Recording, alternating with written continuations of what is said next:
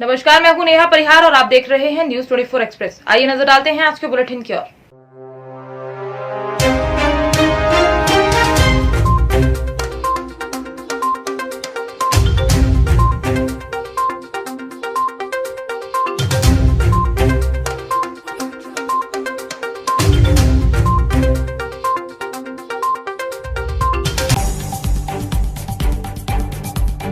राज्यों सहित जिलों में तेजी से पैर पसार रहे जानलेवा कोरोना वायरस के बढ़ते कहर के बीच हरदा जिला प्रशासन के द्वारा एहतियात के तौर पर इंदौर हरदा नेशनल हाईवे पर रिद्धनाथ मंदिर के सामने हंडिया में शनिवार सुबह से स्वास्थ्य विभाग अमला के द्वारा अन्य राज्यों के साथ खंडवा, बैतूल, इंदौर, भोपाल, उज्जैन, रतलाम, शाजापुर से आने वाली 4 व्हीलर वाहनों में सवार लोगों की कोरोना सैंपलिंग की जा रही है और रजिस्टर में उनका नाम, पता, मोबाइल नंबर दर्ज किया जा रहा है।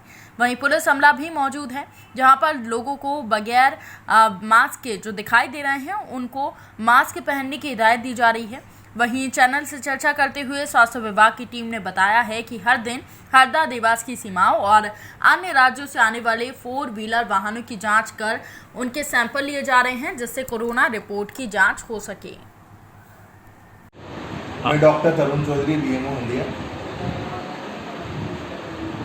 सर, जिले और राज्यों में कोरोना के प्रकोप को देखते हुए प्रशासनिक तौर पे क्या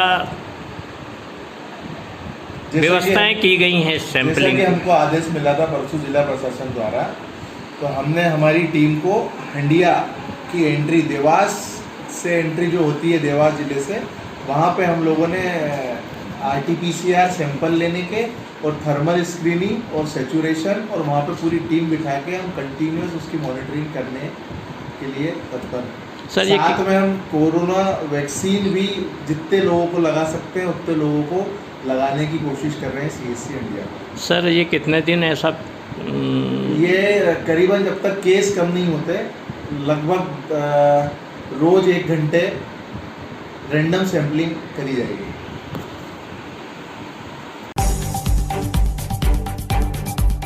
नानोदा ब्लॉक परिसर में नामांकन की प्रक्रिया हो रही है। सोशल डिस्टेंसिंग और मास्क सब कुछ ध्वस्त है, क्योंकि यहां पर ब्लॉक के बाहर लगी बसों पर डेस्क लगाकर पर्चे बांटे जा रहे हैं। जहां पर पर्चे लेने वालों की बात तो दूर, डेस्क पर पर्चे बांटने वाले लोग भी भारी भीड़ में बिना मास्क के नजर आए। इसके अलावा ड्यूटी पर लगाए गए अधिकांश बाहरी पुलिसकर्मियों के चेहरे पर भी मास्क नजर नहीं आया, तो कुछ लोग थोड़ी पर मास्क दिखाई दिए। उधर थानाध्यक्ष सौवीर नागर हाथ में लाठी लिए यातायात व्यवस्था सुचारू करते नजर आए और सड़क के नजदीक अनावश्यक रूप से खड़े लोगों को खदेड़ा। यहां तक कि बीडीओ ब्लॉक ननोता CP सिंह ने अपनी गाड़ी में बिना मास्क के नजर आए। ऐसे में सवाल ये है कि क्या इसी तरह फैलने से कोरोना रुक सकेगा? क्या केवल व्यापारी और गरीब तबके के लिए ही मास्क और सोशल डिस्टेंसिंग अनिवार्य है? बिजनौर में करोड़ों रुपए की कार और कई बाइक के साथ पुलिस ने अंतर्राज्यीय वाहन माफिया चोरों को गिरफ्तार किया है। पुलिस ने 13 चोरों को गिरफ्तार किया है। ये सभी लोग आसपास के जनपदों से कार और बाइक चुराकर उनका नंबर प्लेट बदलकर अलग अलग जनपदों में बेचने का काम कर रहे थे। पुलिस ने मुखबिर की सूचना पर इन्हें बिजनौर के चक्कर चौराहे से गिरफ्तार किया है। इनके पास से 10 कार और 10 बाइक बरामद की गई हैं। आपको बता दें कि लगातार SP के दिशा निर्देश पर आरोपियों के खिलाफ अभियान चलाया जा रहा था। पुलिस ने इनके पास से अलग अलग कंपनियों की 10 लग्जरी कारें बरामद की हैं, साथ ही 10 बाइक भी बरामद की हैं। ये लोग काफ़ी समय से मेरठ, मुजफ्फरनगर, शामली और आसपास के ज़िलों से वाहन चुराकर जयपुर, मणिपुर के साथ अन्य जगहों पर वाहन बेचने का काम कर रहे थे। ये लोग गाड़ियां चुराकर 3 से 4 लाख रुपए में बेच देते थे, जबकि दोपहिया वाहनों को 5 से 10 हज़ार रुपये में बेचने का काम कर रहे थे। SP डॉक्टर धर्मवीर सिंह ने बताया कि पुलिस को मुखबिर से सूचना मिली कि वाहन चोर माफिया महेंद्र अपने साथियों के साथ मिलकर वाहन चोरी का काम कर रहा है। पुलिस ने मुखबिर की सूचना पर वाहन माफिया सरगना महेंद्र और उसके साथी दीपक, शाहिद, ऋषभ, मोहम्मद शाहिद, मन्नावर, शहजाद, अमित त्यागी, अंकित ठाकुर, नवाज खान के साथ कुल 13 लोगों को गिरफ्तार किया है। गैंग पकड़ा है अंतर राज्य, क्या पूरा मामला है? वाहन चोरों का इंटर स्टेट गैंग कोतवाली पुलिस और स्वाट टीम में गिरफ्तार किया गया है इनके द्वारा। इसमें कुल 13 अभियुक्त अभी तक गिरफ्तार हो चुके हैं। इनके कब्जे से 10 4 व्हीलर 10 टू व्हीलर। इसमें से हमारे जनपद की बिजनौर जनपद की 9 गाड़ियां हैं, शेष अन्य जनपदों के हैं। इन अभियुक्तों में से राजस्थान, मणिपुर, दिल्ली, मेरठ, मुजफ्फरनगर, बिजनौर, उत्तराखंड आदि के अभियुक्त हैं।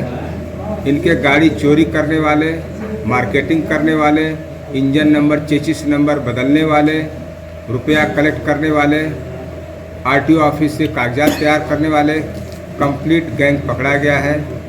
इनके द्वारा विगत 10-15 सालों से अपराध किया जा रहा है। कुछ अभियुक्त इसमें न्यू कमर हैं, नए हैं जो पहली बार जेल जा रहे हैं, इनकी नई एंट्री है। इस सबसे विस्तृत पूछताछ अभी की जानी है। पुलिस कस्टडी रिमांड पर लिया जाएगा।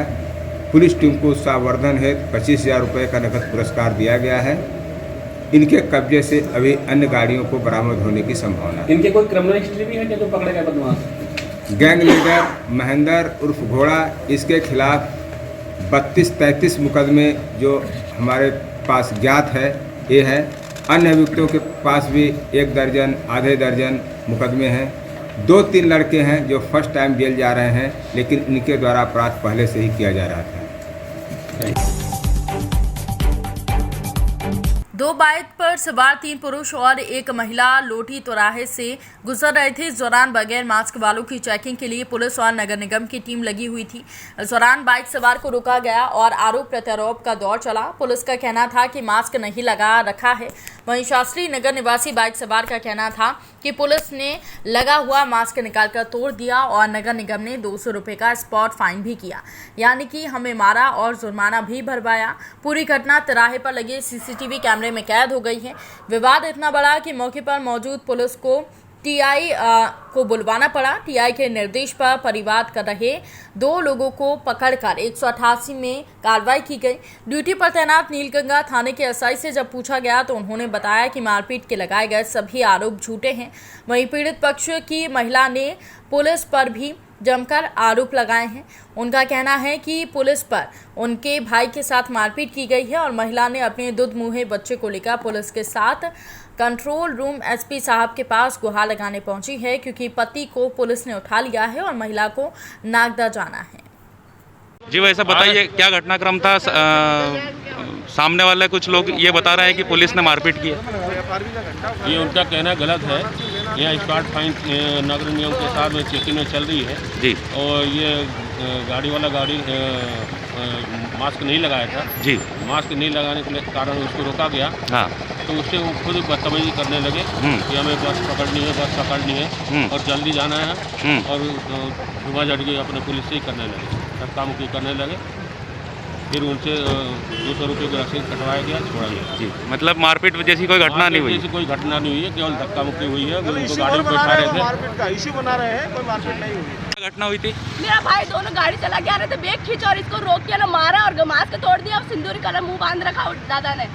वो मार के पकड़ के ले जा रहे हैं। दादा के बाद ना कार्ड है ना कुछ भी नहीं। बोल रहे फाइन भर रहे तो भी मार रहे, गाड़ी में बिठा रहे, कपड़े फाड़ रहे, मारा इन दोनों को।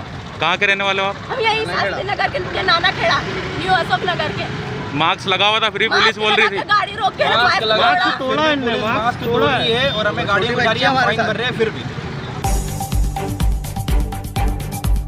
मुरैना में सराफा दुकान से अज्ञात युवकों ने 80,000 पार कर लिए। बेटी की शादी के लिए किसान परिवार गहने लेने आया था।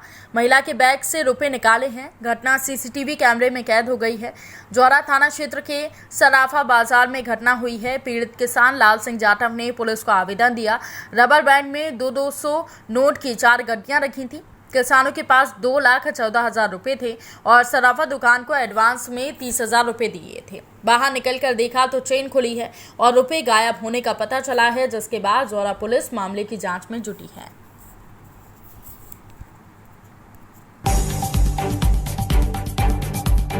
हरिद्वार महाकुंभ के तीसरे दिन आज श्री गुरु रविदास शोभा यात्रा का आयोजन हुआ। हरिद्वार से जटवाड़ा पुल से शोभा यात्रा का शुभारंभ हुआ। रविदास महापीठ समर्थकों के बीच बैंड बाजों और ढोल नगाड़ों के साथ ये गंगा शोभा यात्रा शुरू हुई।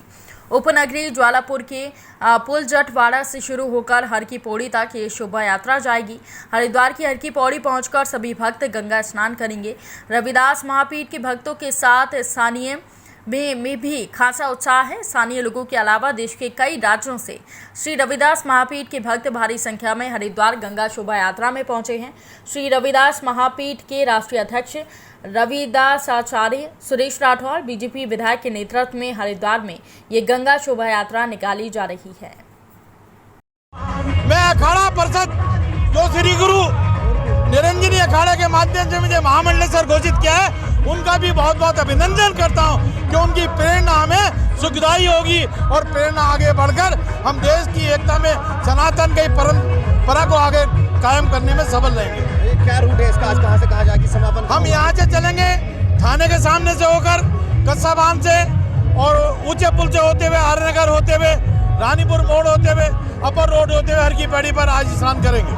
जोश देखते ही बन रहा है, जितने अनुयायी आए आपके देखो हजारों की संख्या में, हजार, इसकी कोई गिनती नहीं है, लोग अभी बराबर आ रहे हैं। बॉर्डर पर बहुत लोगों को रोका गया, लगभग 20-30 हजार लोग हमारे पंजाब, हिमाचल, हरियाणा के वो रोक दिए गए। कोविड-19 का टेस्ट नहीं था, लेकिन फिर भी हम संदेश देंगे। पंजाब के लोग आए हैं, बिहार के हैं, राजस्थान के हैं, मध्य प्रदेश के हैं, हरियाणा के हैं, राजस्थान के हैं, महाराष्ट्र के हैं, उड़ीसा के हैं, कर्नाटक के हैं, तमिलनाडु से 10 लोग आए मुत्तु स्वामी जी के नेतृत्व में। तो बहुत सारे लोग आए, अलग अलग जगह ठहरे, सब लोग इकट्ठा हो रहे हैं। एक बहुत बड़ा संदेश पूरी दुनिया में हम देना चाहते हैं कि श्री गुरु रविदास महापीठ सनातन को मजबूत करने के लिए रविदास अनुयायियों को सब एक प्लेटफार्म पर लाने का काम करेगी। चाहे वो IAS हो, IPS हो, PCS हो या इंजीनियर हो, डॉक्टर हो, वकील हो, सामान्य व्यक्ति हो, मोची से लेकर बड़ा अधिकारी भी इस महापीठ के साथ जोड़ा है। यही संदेश है हमारा। इंदौर नगर निगम की गुंडागर्दी लगातार जारी है। निगम के कर्मचारियों और अधिकारियों ने अब प्रेस की आज़ादी पर हमला किया है। शनिवार दोपहर करीब 1 बजे नगर निगम के लगभग 50 कर्मचारी और अधिकारी खुलासा फर्स्ट अखबार के शॉपिंग कॉम्प्लेक्स AB रोड स्थित कार्यालय में जबरन घुस गए। निगम कर्मचारियों के द्वारा अखबार कार्यालय में तोड़फोड़ की गई। अखबार के कर्मचारियों ने जब निगम के इस गुंडागर्दी का विरोध किया तो निगम कर्मचारियों और अधिकारियों ने अखबार के स्टाफ के साथ मारपीट की। गौरतलब है कि खुलासा फर्स्ट अखबार के द्वारा निगम के द्वारा की जा रही गुंडागर्दी के विरोध में लगातार खबरें प्रकाशित की जा रही हैं। शायद इसी से बौखलाकर इंदौर नगर निगम ने इस शर्मनाक करतूत को अंजाम दिया है। निगम की ये शर्मनाक हरकत अभिव्यक्ति की स्वतंत्रता और प्रेस की आज़ादी पर खुला हमला है। खुलासा फर्स्ट सदैव जनता के हित की आवाज़ उठाता है और उठाता रहेगा। रामपुर जिले के मिलक में डीएम और एडीएम ने पोलिंग बूथों का निरीक्षण किया और अन्य जगह कमियां पाई गईं और दूर करने के लिए अधिकारियों को निर्देश दिए। इस दौरान एडीएम ने बताया कि हमने यहां स्ट्रांग रूम की व्यवस्था की है जिससे बाहर से आए अधिकारियों को उचित प्रकार की सुविधाएं मिल सकें। इसके चलते उन्होंने बताया कि पोलिंग बूथों पर सोशल डिस्टेंसिंग और मास्क के प्रति लोगों को जागरूक किया जाएगा। मीडिया से बात करते वक्त एडीएम ने बताया कि जो लोग कोरोना गाइडलाइंस का पालन नहीं कर रहे हैं उन्हें हम लोग जुर्माना वसूल रहे हैं और वैधानिक कार्रवाई भी कर रहे हैं। कह रहे थे कि सुविधाजनक तरीके से कार्य हो जाए, तो यहाँ पे जो स्ट्रांग रूम है उनका हमने निरीक्षण किया है, अच्छी व्यवस्था किया है। स्ट्रांग रूम के लिए कमरों की चिन्हांकन कर लिया है एसडीएम साहब ने और सीओ साहब ने और हमारे बीडीओ साहब ने। साथ ही साथ यहाँ पर जो फोर्स रुकेगी उसके साथ उनकी सुविधा के लिए देखा गया है। बाथरूम वगैरह जो यहाँ पे टॉयलेट है उनका भी निरीक्षण कर लिया गया है और जो थोड़ी सी कमियां हैं उनको दूर करा लेंगे यहाँ पर। साथ ही साथ जो मतगणना होगा उससे जब उतरेगा उस स्थल का कर लिया गया है, तो प्रॉपर स्थान है, कोई दिक्कत कोई परेशानी नहीं। सर जैसे कि ये यहाँ पे जो सर सार्वजनिक शौचालय है सर क्या समस्या है वहाँ? नहीं, अच्छा बना है, लेकिन जो इस पे फिनिशिंग की गई है, फिनिशिंग को देखना चाहिए। फिनिशिंग थोड़ी सी ख़राब है और हमें लगता है कि सीलन वगैरह लेकर के गड़बड़ हुआ है, तो उसको देख करके सही करानी चाहिए। उसको देखा है हमने और मंडी सचिव चूँकि यहाँ पे रहते हैं तो इनको चाहिए था कि इसको देख करके इसकी रिपोर्टिंग करनी चाहिए। इनका कहना है कि हमने बताया है, लिखा है, तो उसके लिए हम लिख रहे हैं, उसको सही कराएँगे। और तो साफ़ सुथरा है, नया बना हुआ है, लेकिन उसका मेंटेनेंस बहुत ज़रूरी है। तो सर जैसे कि पानी चुनाव चल रहा है सर इस समय, और सर कोरोना संक्रमण का प्रभाव भी पड़ रहा है। टीकमगढ़ में मास्क सोशल डिस्टेंसिंग का पालन नहीं किया तो लॉकडाउन लगाया जाएगा। कलेक्टर सुभाष कुमार द्विवेदी ने आदेश दिए हैं। कलेक्ट्रेट सभा कक्ष में कार्यशाला में निर्णय लिया गया कि कोरोना से बचाव के हर संभव कोशिश की जा रही है। बाजार भीड़ भाड़ वाले इलाकों में जाने से बचें, मुंह पर मास्क लगाएं, सोशल डिस्टेंसिंग का पालन करें। साथ ही बाहर से आने वाले यात्रियों को अपनी जांच कराना अनिवार्य रहेगा। अगर कोई व्यक्ति बाहर से आया है तो उसकी सूचना आसपास के लोगों की जवाबदारी है। इससे संक्रमित होने का खतरा नहीं रहेगा। एसडीएम सौरभ मिश्रा ने कहा कि हम सबको मास्क और सैनिटाइजर लगाना है और 2 गज की दूरी का पालन करना है। पुलिस अधीक्षक प्रशांत खरे ने मीडिया से भी जागरूक रहने को कहा है। जी, अभी जो कार्यशाला हुई है कोविड-19 के संबंध वायरस के संबंध में, ये वायरस अब फिर से फैलने लगा है। पहले भी से भी कुछ ज़्यादा तेज़ी से फैल रहा है, इसलिए सावधानी रखना बहुत ज़रूरी है। इसका सबसे अच्छा उपाय मास्क लगा कर रखना है और सामने वालों को भी मास्क लगाने के लिए प्रेरित करना है। घर में भी सभी लोग मास्क लगा के रखें, बाहर कम से कम निकलें, बहुत ज़रूरी काम हो तभी निकलें। और अगर इसके लक्षण कुछ थोड़ा सा भी आभास होता है, लगता है कि हल्का सा बुखार आ रहा है या गले में खराश हो रही है, हल्की सी खांसी आ रही है, तो निश्चित रूप से आप भाप सूंघना शुरू कर दें उसी दिन से ही। ये वायरस व्यक्ति जो हैं ये भाप से ही सबसे जल्दी मरते हैं। जैसी भाप अंदर जाती है, सोर्स ऑफ इन्फेक्शन नाक से ही होता है, तो नाक से और मुंह से भाप ज़रूर सूंघें और हल्का गुनगुना गर्म पानी में नींबू डाल करके उससे भी गरारे करें, या अगर वोकडिन नाम का आता है ये गार्गल, वो डाल के करें तो निश्चित रूप से ये वायरस ख़त्म होंगे, तो उसका इन्फेक्शन होगा बहुत कम हो जाएगा। शहर के लिए कोई संदेश आपको? जी, शहरवासियों के लिए कोई संदेश है आपको? शहरवासियों के लिए सबसे बड़ा संदेश है, हर कोई जानता है वैसे कि सोशल डिस्टेंस बना के रखें, इकट्ठी भीड़ में ना जाएं कहीं, और मास्क ज़रूर लगा के रखें और सैनिटाइज़र का ज़रूर उपयोग करें। इससे क्या है कि वायरस एक दूसरे से नहीं फैलेगा। सोशल डिस्टेंस इसलिए अपन रखते हैं कि ये कुछ सांस लेने में या छींकने से या खांसने से वायरस जैसी हवा में आता है वो कुछ दूरी तक ही जीवित रह पाता है, कुछ दूरी लगभग 2 मीटर, इसके बाद फिर वो निष्क्रिय हो जाता है। इसलिए सोशल डिस्टेंस बना के रखना बहुत ज़रूरी है। क्लोज कांटेक्ट में आने में एक दूसरे को इन्फेक्शन पहुंचने के बहुत चांसेस बढ़ जाते हैं, इसलिए मास्क लगा के रखना चाहिए। मास्क, फेस मास्क, वो भी अच्छी क्वालिटी का हो, ट्रिपल लेयर्ड मास्क हो तो और अच्छा है, उससे बैक्टीरिया वो वायरस पास नहीं होते हैं। संदिग्ध अवस्था में 26 वर्ष के युवक की लाश मिलने से गांव में दहशत का माहौल है। ग्राम भात माहौल के नया तालाब पार में युवक की लाश मिली है। हसोद क्षेत्र के ग्राम भात माहौल का मामला है, जहां पर मौके पर लोगों की भीड़ जुटी है।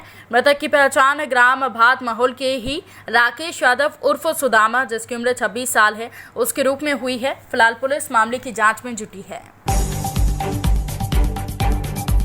भाजपा के वरिष्ठ नेता और पूर्व सांसद अनूप मिश्रा ने अवैध रेत उत्खनन को लेकर अनूप मिश्रा ने कांग्रेस पर निशाना साधा है।